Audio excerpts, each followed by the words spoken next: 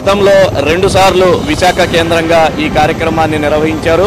గతంలో నేవీకి సంబంధించిన ఇటువంటి కార్యక్రమాలను అండమాన్ వేదికగా నిర్వహించేవాళ్ళు.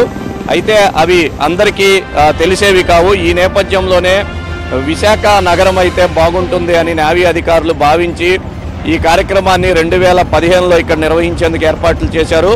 కార్యక్రమం పూర్తి స్థాయిలో సక్సెస్ కావడంతో పూర్తిగా ఈసారి నుంచి జరిగే మిలాన్ కార్యక్రమాలన్నీ కూడా విశాఖలోనే నిర్వహించాలని ఏర్పాట్లు చేస్తున్నారు. ముఖ్యంగా 2 ఏళ్లకు ఒకసారి ఈ కార్యక్రమాన్ని వివిధ నేవీ హోదా ఉన్న దేశాలు నిర్వహిస్తూ ఉంటాయి. భారత్ మాత్రం 1955లో మొదటిసారిగా ఆతిథ్యం ఇచ్చింది. ఆ తర్వాత నుంచి అండమాన్ కేంద్రంగానే ఈ కార్యక్రమానికి భారత్ ఆతిథ్యం ఇస్తోంది. అయితే విశాఖలో ఈ కార్యక్రమం సక్సెస్ కావడంతో పూర్తి స్థాయిలో కూడా మిలాన్ విశాఖలోనే నిర్వహించేందుకు ఏర్పాట్లు అయితే జరిగాయి. ఇక ఈ యుద్ధ విన్యాసాలకు సంబంధించిన ఏర్పాట్లను ఇప్పటికే పూర్తి చేశారు.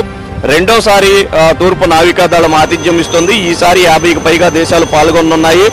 ఇప్పటికే ఈ దేశాలకు సంబంధించిన యుద్ధ నౌకలు సబ్మెరైన్లు విశాఖకు చేరుకున్నాయి.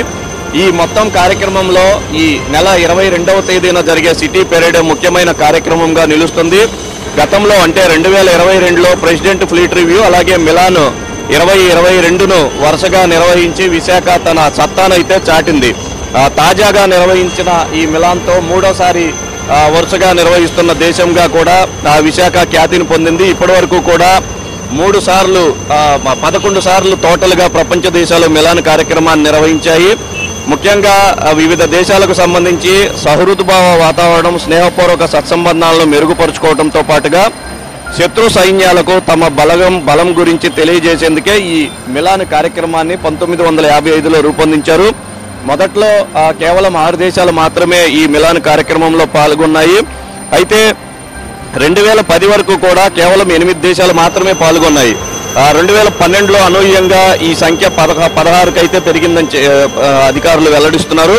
2022లో నిర్వహించిన విన్యాసాల్లో మాత్రం ఏకంగా 35 దేశాలు పాల్గొన్నాయి. ఇది అతిపెద్ద భారీ మిలాన్ కార్యక్రమంగా చెప్పుకోవచ్చు.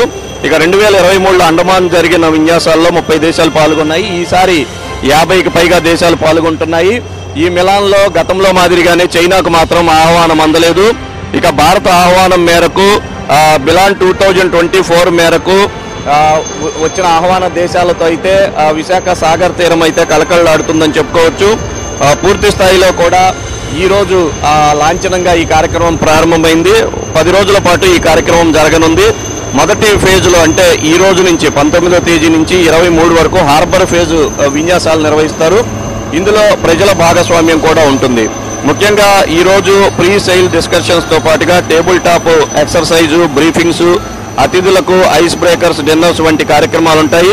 20వ తేదీన హెల్త్ ట్రెక్, అలాగే ఆగ్రా తాజ్మహల్ సందర్శన మరియు నేవీకి కొత్తగా వచ్చిన ఆఫీసర్ల మధ్య ఆత్మీయ కలయిక వంటి కార్యక్రమాలన్నీ కూడా 20వ తేదీన ఉంటాయి.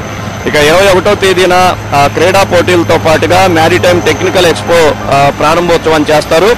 అలాగే భారత యుద్ధ విమాన వాహక నౌక INS విక్రాంత్, అలాగే ద్వైపాక్షిక విన్యాసాలు, వివిధ దేశాల ప్రతినిధుల సిటీ టూరు, మిలాన్ విన్యాసాల ప్రారంభోత్సవం, అలాగే మిలాన్ విలేజ్ని కూడా ఈరోజే ప్రారంభిస్తారు. ఇక 22వ తేదీన అంతర్జాతీయ మ్యారిటైమ్ సెమినార్ ప్రారంభమవుతుంది. ప్రీసైల్ డిస్కషన్తో పాటుగా సిటీ టూరు, అలాగే ఆర్కే బీచ్లో ఇంటర్నేషనల్ సిటీ పెరేడ్ను నిర్వహిస్తారు.